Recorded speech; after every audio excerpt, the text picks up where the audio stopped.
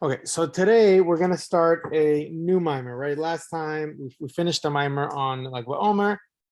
We didn't actually, we didn't have the chance to actually learn for Shavuot. I was out for a little bit, and now we are gonna start a new one. And this mimer is very, very special. I thought it would make sense to start this mimer because there is Gimel Tammuz is a special date that's coming up in a few weeks. And this is a mimer that's related to it. Anyway, it's a very strong and a very, very special mimer. It has a very special place in my heart. And it's special also because it's the last mimer the Rebbe gave us, right? So a lot of it, I think every mimer that we've learned so far has been given by the Rebbe. When I say the Rebbe, I mean the seventh Lubavitcher Rebbe. The one you see in all the pictures, if you're not familiar, right? When you say the Rebbe, we're talking about that Rebbe. If you don't know about the Rebbe, I definitely encourage you to look into who he was and what he did.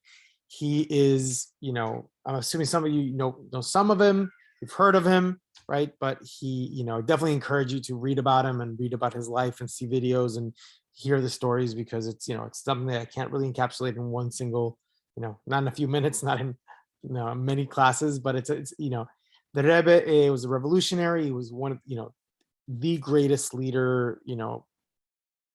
I don't think it'd be very strongly debated that he was the greatest leader of the Jewish world and the century, if not a really long time.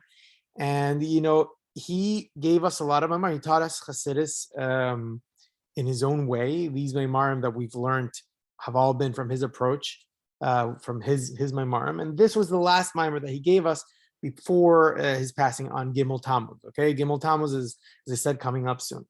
And in many, many ways, you can see, right, that it wasn't that he knew what he was doing, that he wasn't just giving a mimer and happened to be that this mimer was the last one he gave out, but rather he was setting a legacy. He was setting, kind of helping us through this mimer, giving us the tools to deal with what was to come, which is a world where we don't have the Rebbe, we don't have leaders like the Rebbe, kind of really, taking us by the hand and giving us that clarity. So how do you navigate that world?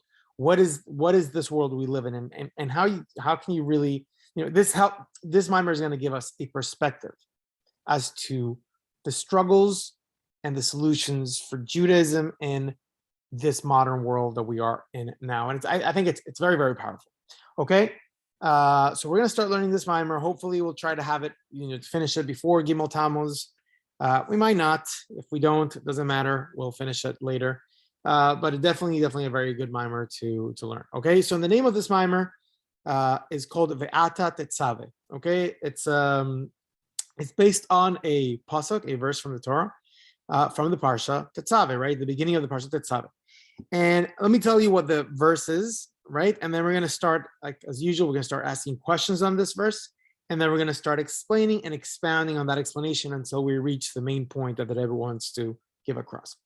So the pasuk is Hashem talking to Moshe, right? And he says like this: "Ve'ata tetzaveh es bnei Yisrael," okay, and you command, okay, ve'ata tetzaveh, and you command the Jewish people, okay. Hashem talking to Moshe, you command the Jewish people, like Hu elech Hashem zayis zach kasis lamar, and they will bring to you a pure crushed olive oil, okay, to illuminate, or to the luminary, la'alos ner tamid, to light up an eternal light, or an eternal lamp or candle, right? So again, really quickly, and Hashem says to Moshe, and you command the Jewish people, and they shall bring to you pure crushed olive oil to illuminate and light up an eternal candle, right? According to the simple understanding, this is Hashem saying, just basically, the Jewish people need to bring olive oil so that you can light up the menorah in the temple, right? The temple had a menorah that they had to light every day, or every night rather, right? And that's just as simple as it gets, right? But now we're going to start actually taking this pasuk and kind of like looking a little bit deeper into it and seeing, like, some things are just odd. They're just weird things that Hashem chose to say things a certain way, and it just doesn't seem to make a lot of sense. Okay, and so we're going to ask those questions. We're going to say like this: The first question is, the most basic one, and that is that usually across the entire Torah, when Hashem says, he wants to command the Jewish people, right? He would say tzav, command. Here, the Torah emphasizes the ata tetzaveh, you command, right? So why do we do that? Right? We can expand on this question and make it even a better question and say, this is a whole the concept of the ata tetzaveh, you command, is very weird. What does it mean? Moshe, you command. Moshe is not commanding the Jewish people. Hashem is commanding the Jewish people. Moshe is just the mouthpiece. Moshe is just the emissary to tell the Jewish people what Hashem is commanding. So why does Hashem? Why would Hashem say, "And you command"? You, Moshe, command. Moshe is not the one commanding. Okay, it's a very strong question, and we're going to answer it later on in the Maimer. Okay, then we're going to ask a few other questions as well. Okay, the next question is, why does it say that the Jewish people will bring to you, to Moshe, olive oil, this pure crushed olive oil? Really, the one that lit the menorah was not Moshe, was actually Aaron a Cohen, right? He was the Cohen, the high priest, and he was the one lighting the menorah, not Moshe, right? So why do we say that the Jewish people will bring the oil to you? Okay, another question is, the pasuk says they'll bring crushed olive oil, lamaer. Lamaer would mean kind of like to illuminate, but if you really, the word on its, the truth of the matter is the word does not mean to illuminate, it means the luminary. The luminary is the source of the light, as opposed to, it's not a verb, to illuminate, right? It's not le'ayer, which means to illuminate, it's lamar, to the luminary, the source of the light, which seems to be inconsistent with the phrase that we're trying to say here. Like, it's just an odd choice of words. Okay, and then the last question, okay, and I'm going through these a little quickly because these are just, they serve as an introduction, and we're going to answer them, but I don't want to delve on them too long. The last question is, it says in order to light up an eternal light or an eternal lamp, right? Again, according to the pshat, the simple meaning, it means it's talking about the menorah, but the menorah, what does it mean eternal? Like the menorah was not lit all the time, right? The menorah, actually, the next verse, it says very clearly, that you should light the menorah from night to day. Basically, every night, as sunset was coming, the Kohen Gadol, or a Kohen, would go and would light the menorah, and the menorah would stay lit the entire night, and then the next morning, it would, would turn off. It would run out of oil and would turn off, and it would stay off the entire day until the next night, right? So why is the Torah here saying an eternal light, right? Again, it's not really eternal. It's a night. Okay, so those are our basic questions, and we're going to start by, as we usually do, by answering kind of on a tangent. We ask a bunch of questions, right? We don't get through those answers right away most of the time, and then what we do sometimes is we're going to start, on a tangent, start explaining something different, and through expanding on that, eventually we're going to come back and we're going to answer the questions. Okay, so we're going to bring a mimer of the Frierdiker Rebbe, okay, the previous Lubavitcher Rebbe, right? And through that, we're going to hope to shed some light on these questions. So the Frierdiker Rebbe explains like this, right? The word Tetzaveh, right? Again, and you command, right? Tetzaveh is the same word, by the way, as mitzvah. Mitzvah, Tetzaveh. It's the same shorish, the same root word, right? Which means to command. A mitzvah is a commandment, right? So the word commandment, mitzvah, right? I think we actually touched on this on a previous mimer that we learned.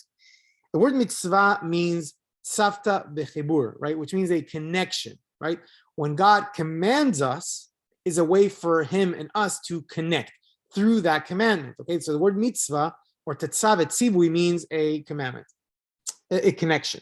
Okay, so we say like this. This is what the Frierdiker Rebbe explains in the previous mimer, and we say like this, right? Through the fact that Moshe, right, the Moshe of the generation, the leader of the generation, right, this unique figure, the Moshe of each generation has a Moshe, through the fact that this Moshe, the Moshe of the generation, right, he helps the Jewish people bring out their connection with God, right?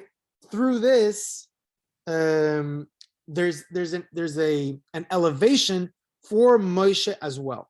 Okay, so Moshe, right, the Jewish people have a connection to God because by virtue of their souls. We're born, ma'aminim b'nei ma'aminim. Our souls are one with God, and there's nothing to be done about that, right?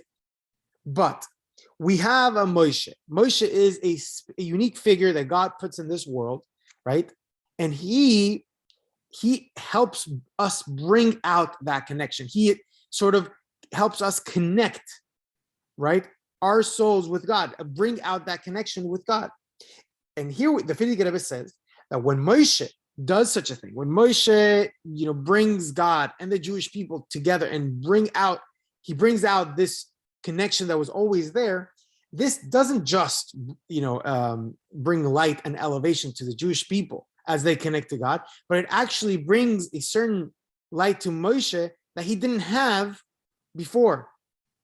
Okay, and it says that Moshe and the Jewish people are like a comparison between a head and feet, right?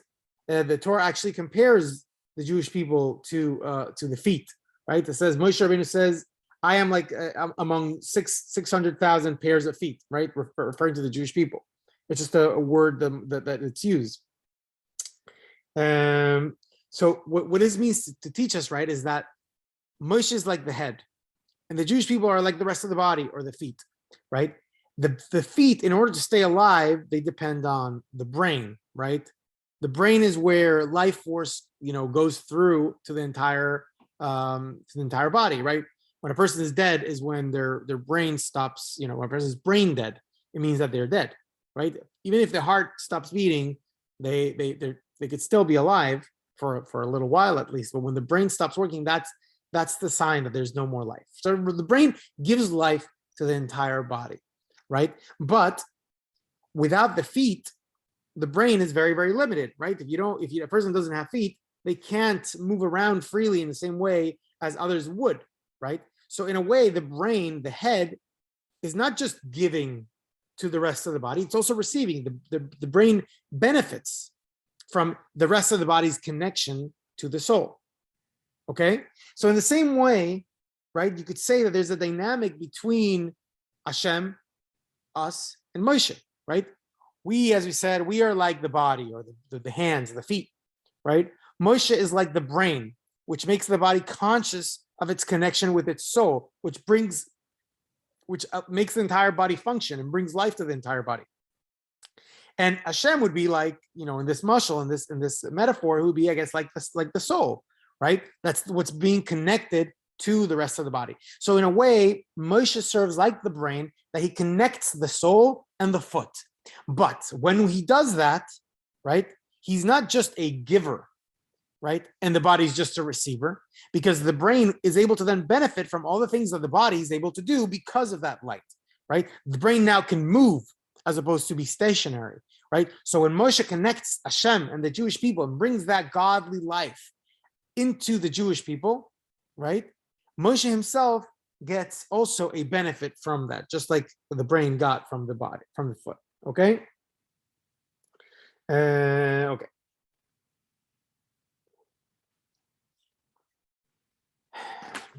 So this is what it means, right? When it says the Tetzaveh, you command the Jewish people, Moshe, you command the Jewish people, right, that they should bring to you a pure oil, right?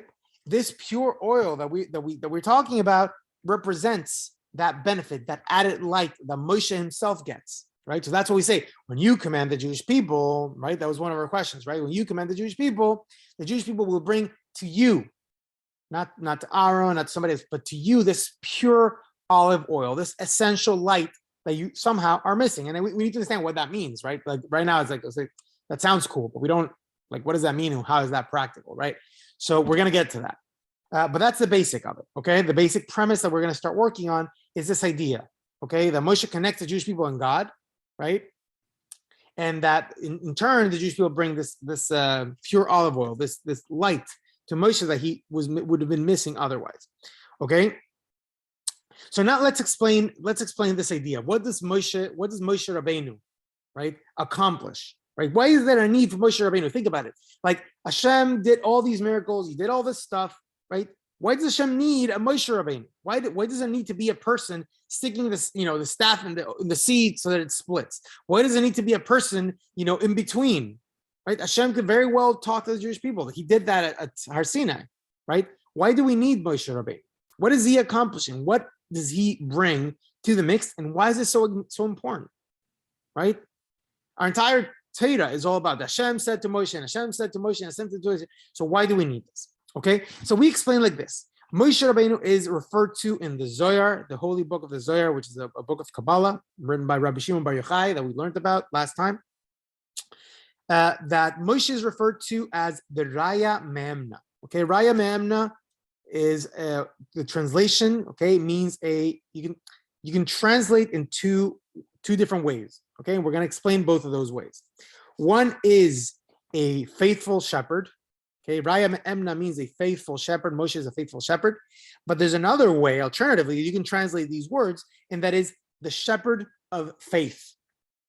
Okay, faithful shepherd or the shepherd of faith. And there's a distinction in between what these two things mean. Okay, and these two things represent, or give us insight into who Moshe Rabbeinu is and what this role of the Rosh Bnei Yisrael, right, the Moshe Rabbeinu on each generation. Because again, when we speak of Moshe Rabbeinu, we're not just talking about the historic figure Moses, right, the son of Yocheved and Amram. We're not just talking about him. We're talking about the figure, right, that role that was taken by Moshe, and after that it was taken by Yoshua, and after that it was taken by by different people like that. Each generation has this role. Okay, so what is this Moshe Rabbeinu, this Raya Me'emna, this faithful shepherd? Okay, so the first explanation, right, that is a Roya Ne'eman, right, is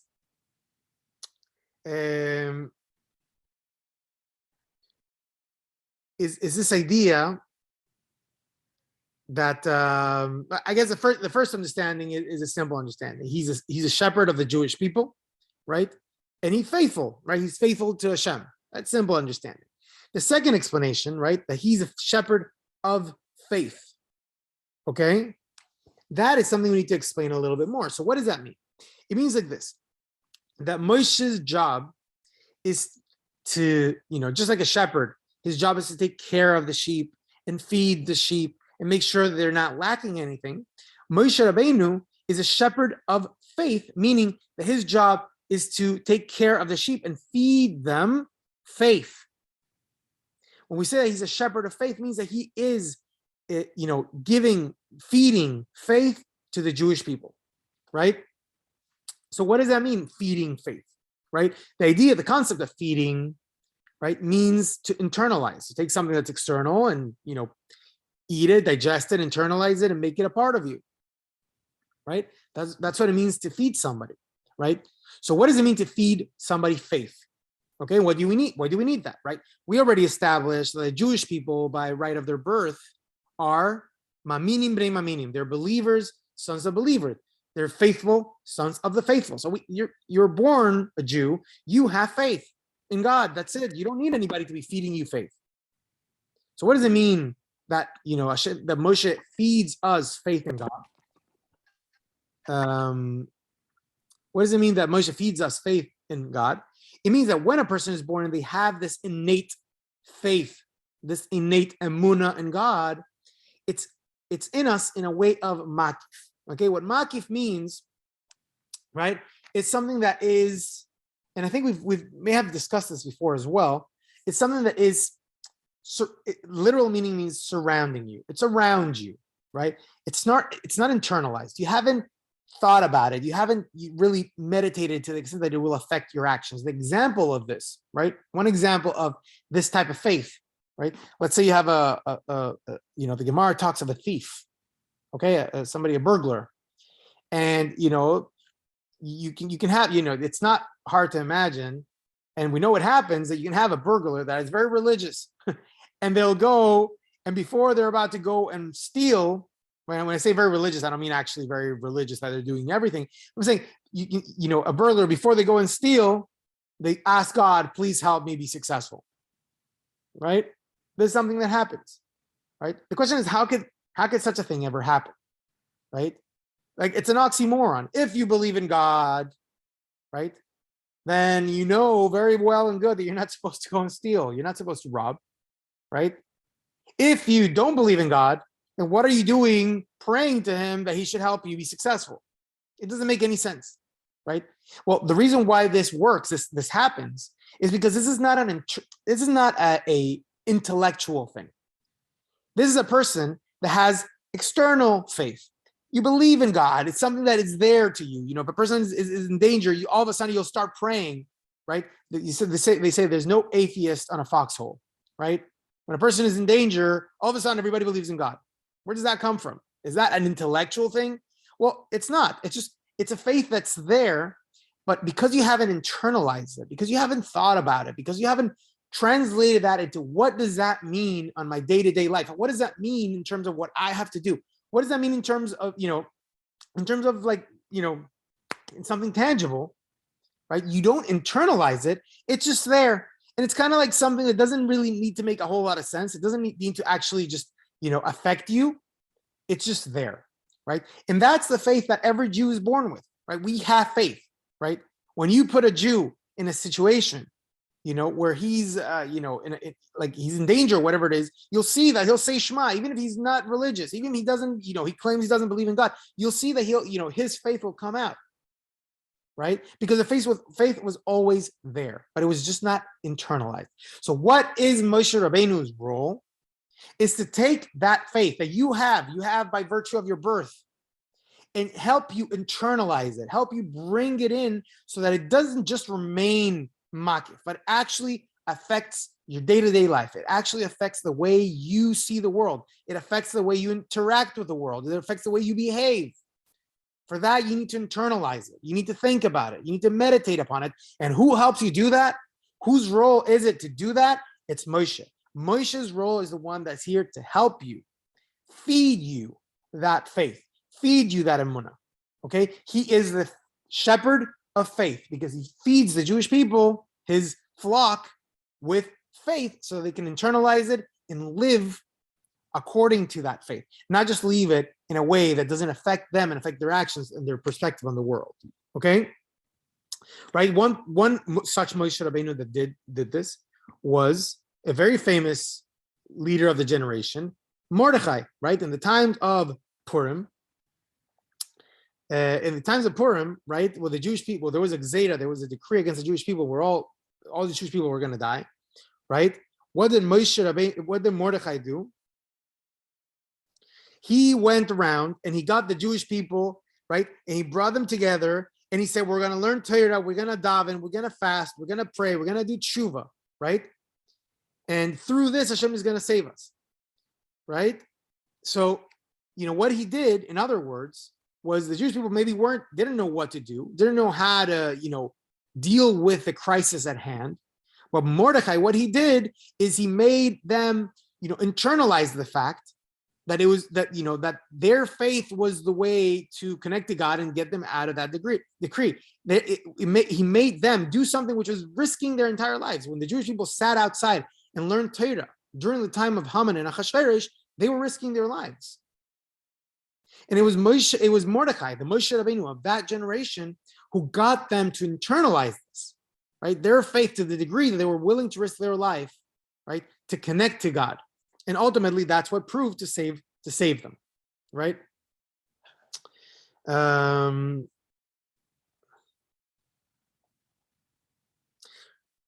Okay, and now that we explained, right, that Moshe Rabbeinu helps us internalize our emunah, helps us experience our soul, right?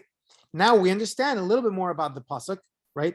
When we say that the Jewish people will bring the olive oil to Moshe Rabbeinu, la ma'or, right? Remember, it said one of the questions was, what does it say la ma'or, the luminary, the source of the light, as opposed to in order to illuminate?